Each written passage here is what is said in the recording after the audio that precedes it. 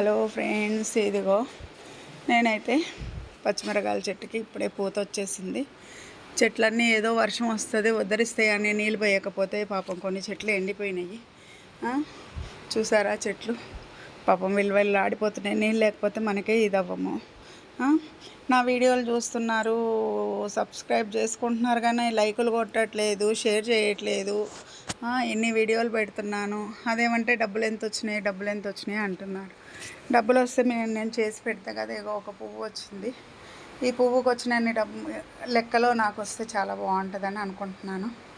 చూద్దాం ఎప్పటికి వస్తుందో. ఇక బొప్పస్కాయకి అయితే పువ్వు వచ్చింది. ఆ పువ్వు ఎందుకు ఎండిపోతుందో నాకు కూడా తెలియట్లేదు. ఎందుకంటే రైతు బిడ్డలు చాలామంది ఉన్నారు.